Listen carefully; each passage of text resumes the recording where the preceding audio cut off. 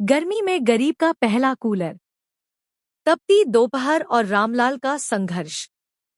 गर्मी अपने चरम पर थी।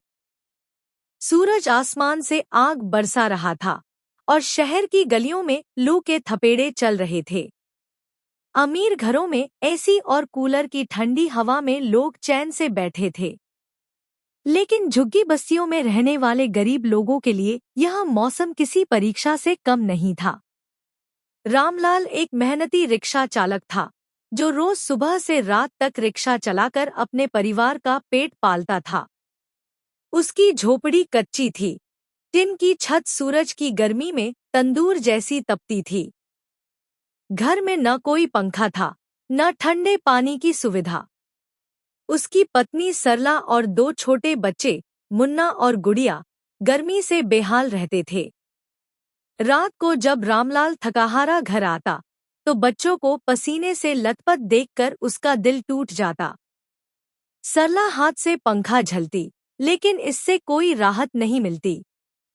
रामलाल ने कई बार सोचा कि अगर उसके घर में भी एक कूलर होता, तो बच्चे चैन से सो सकते, लेकिन उसकी आर्थिक हालत इस सपने को पूरा करने की इजाजत नहीं देती थी।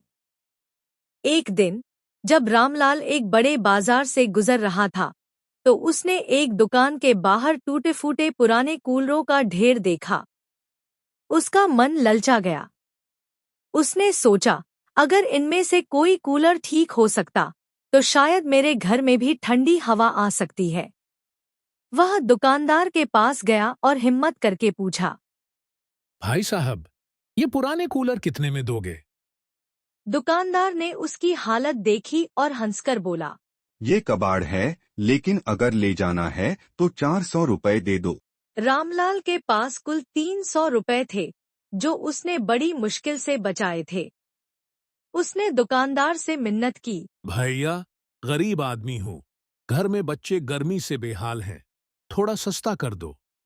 दुकानदार को उस पर दया आ गई और उसने 250 रुपए में एक पुराना कूलर दे दिया। लेकिन वह खराब हालत में था। उसकी मोटर जली हुई थी, घास सूखी हुई थी और टंकी में छेद था। रामलाल अपने दोस्त श्यामू के पास गया, जो बिजली के छोटे-मोटे काम करता था। श्यामू ने कूलर देखा और कहा, अरे भैया, ये तो कबाड़ है, लेकिन अगर थोड़ी मेहनत करे तो इसे ठीक किया जा सकता है। रामलाल ने हिम्मत नहीं हारी। वह कबाड़ी बाजार से एक पुरानी मोटर सस्ते में खरीद लाया। श्यामू ने मोटर ठीक की, घास बदल दी और टंकी के छेद को प्लास्टिक और गोंद से बंद कर दिया। रात होते होते कूलर तैयार हो गया। रामलाल ने पानी भरा और धीरे से स्विच ऑन किया। कूलर ने हल्की गड़गड़ाहट की और फिर ठंडी हवा निकलने लगी। बच्चे खुशी से उछल पड़े। मुन्ना ने चिल्लाकर कहा, अरे पापा, ठंडी हवा आ रही है। गुड़िया भी खुशी से हंसने लगी। सरला के चेहरे पर पहली बार सुकून की मुस्कान आई। उस रात पहली बार गर्मी में भी पूरा परिवार चैन की नींद सोया। रामलाल के लिए यह कोई साधारण कूलर नहीं था, बल्कि उसकी मेहनत, सपनों और परिवार के प्यार का प्रतीक था। वह जानता था कि अमीरों के लिए यह एक मामूली चीज हो सकती है, लेकिन एक गरीब आदमी के लिए यह किसी खजाने से कम नहीं था।